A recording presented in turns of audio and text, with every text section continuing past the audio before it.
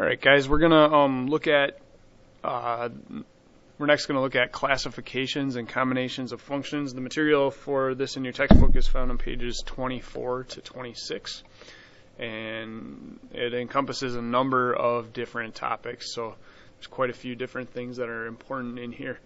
If you look, it says by the end of the 18th century, mathematicians and scientists had concluded that many real-world phenomena, so things that are happening in the real world, could be represented by mathematical models taken from a collection of functions called elementary functions. And so elementary just means the things that we use the most. They're the most basic type of things. So here's the categories that elementary functions fall into. The first category is algebraic. So polynomial, meaning things with x terms of different degrees. Radical should make you think of roots, all right? And then rational, dealing with things we can express as a fraction, a over b, and so on. There's a better b. Trigonometric functions, that's another category. And then the third one are exponential and logarithmic functions. We learned in Algebra 2 that these two processes actually invert each other. If we want to undo an exponential function, we take the logarithm to find the missing piece. So the most common type of algebraic function is called a polynomial function. And so this long sentence, mathematical sentence here, says f of x equals a sub n times x to the n plus a sub n minus 1 times x to the n minus 1. And all these n's, so let's say I have a degree 3 polynomial, that means that I have a third, I'm going to have a third or a cube there, and n is always going to be non-negative. And so the numbers in front here are called the coefficients, a sub n minus 1, and then dot, dot, dot, all the way down to a sub 2, a sub 1, and our final constant, a sub 0.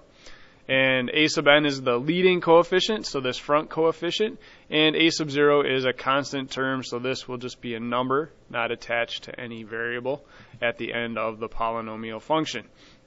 It says if a sub n does not equal 0, so if this does not equal 0, then n, this number here, if you guys remember, gives us the degree. It's the highest power of your variable. So if this were to be 0, this part would cancel out, leaving us with this as our highest term. So this number here, n, is going to be the degree of the polynomial. So here's some sentences about some different degrees. The 0 polynomial, f of x equals 0, is not assigned a degree. And then it's common practice to use subscript notation for coefficients of general polynomial functions, but for polynomial functions of low degree, we use these simple forms. And so instead of listing it like on that last page, I'll go back quickly, instead of listing it with all this a sub n, these are for, we use this when they're of a higher degree. These are the ones on this next page that we see normally, and these should look pretty familiar to you all. 0 degree, this is just a constant term, right? We just have an a, f of x equals a number. First degree, these are linear. This should look very familiar. A is our slope, ax plus b. You guys are used to seeing it as mx plus b. Means the same thing. They're just using a instead of m for slope. And then the next one would be a quadratic function of degree 2. So we see that x squared term as the highest power of x. That tells us that we're dealing with a quadratic or some kind of parabola for our function. Third degree, we have an x cubed. This is called a cubic function. Our highest degree is 3, and then we'll have, most of the time, have a second, a squared term, an x to the first term, and then there's really a x to the 0 term here, which is just equal to 1, if you all remember that anything to the 0 power is equal to 1. So it says, although the graph of a non-constant polynomial function can have several turns, that means points where it changes, whether going up or down, eventually the graph will rise or fall without bound. That means just it will keep increasing or decreasing as x moves to the right or left. So here's some examples of that. All right, so here is, again, our long math sentence equation for the general polynomial function. So eventually this rises, increases, or falls, decreases. And that can be determined by the function's degree, whether it's odd or even. So odd numbers, 1, 3, 5, 7, 9, or even, 2, 4, 6, 8, 10. And also by the leading coefficient, as indicated below. So let's look over here. So this is called the leading coefficient test. And we have some even degree polynomials here. And here's a couple of examples. And so it says when your leading coefficient, a sub n, is greater than 0, so when you have a positive leading coefficient, you see this opens up. It opens up and it's going to go up to the left, up to the right. So this would be like x squared, x to the 4th, x to the 6th. They all eventually do this. The higher degree, you have more of this stuff going on in the middle. But then eventually they're going to increase in both directions. And this is an even degree. So for degrees 2, 4, and ... 6, so on. These are even degrees. And this is when the leading coefficient, remember this first number here, a sub n, is less than 0, then we're going to have something that opens down. So an easy example of this would be negative 2 x squared. And so this would be a parabola, and this negative would tell us that we have upside down u instead of an upright u.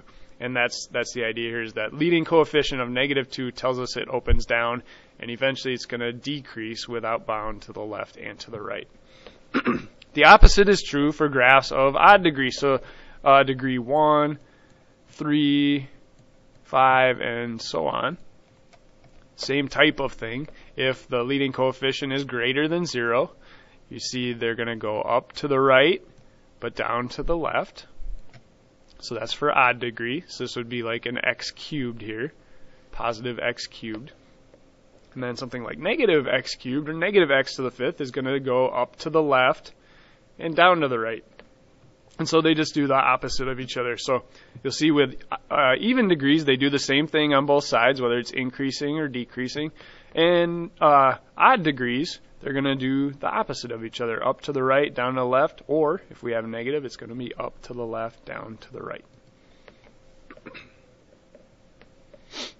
And so this is called the leading coefficient test. So we take that a sub n term and we look at the degree and whether it's positive or negative to determine if it increases or decreases, and what kind of generally what the graph looks like. All right, just as a rational number can be written as the quotient of two integers, a rational function, so rational means we can make a fraction out of it. So this would be a over b. That would be a rational number, something we can express as a fraction, like 0.3 repeating we could express as 1/3. That's a rational number. We can express it as a fraction. There's irrational numbers like square root of 2 or pi. Those we can't express as fractions. Rational functions are similar in that we can express them as the quotient or a division problem of two polynomials. So here's kind of a form for that. You have a function f of x. If it's rational, we should be able to put an equal sign and write it as the quotient or a fraction of two other polynomials, p of x, q of x. And q of x obviously can't equal 0 because it's the denominator of a fraction. So that's just a formula. All right, so the two functions, polynomial functions, rational functions, are examples of that first type of functions we were looking at, algebraic functions. So an algebraic function of x is one that we can express as a finite, so it means we can understand how big it is, number of sums, addition problems, differences, multiples, quotients, so multiplying, dividing, and radicals, so exponents or roots involving x to the n. For example, f of x equals the square root of x minus 1, or x plus 1, sorry, is algebraic. Functions that are non-algebraic are called transcendental. And so, for instance, the trigonometric functions are an example of some transcendental functions. All right, two functions can be combined in various ways to create new functions. So just like we can add, subtract, divide, and multiply fractions, we can do the same thing with functions. And so for example, here is a good example. We have two different functions defined, 2x minus 3 and g of x equals x squared plus 1. And here's the four different operations that we can do. We can just write them, and we'd have to simplify these and solve them. But 2x minus 3 plus x squared plus 1. And you'd simplify terms, and that would just give you x squared, and that takes care of that term, plus the 2x. A little sloppy there, sorry. And then minus 3 plus 1 minus 2. All right, so f plus g of x is f of x plus g of x, and it ends up equaling x squared plus 2x minus 2. You can do a similar type of thing for taking differences, products. This we would multiply out using the boxes, so I'd have f of x times g of x. And then the last one, f of x divided by g of x, we'd have to do some algebra on this to get it to be expressed differently, but it's basically 2x minus 3 divided by x squared plus 1. Sometimes you can simplify these, sometimes you cannot. So that's just combining them in various ways. Another way you can do that is called composition, and I will stop this video and teach you composition in the next video.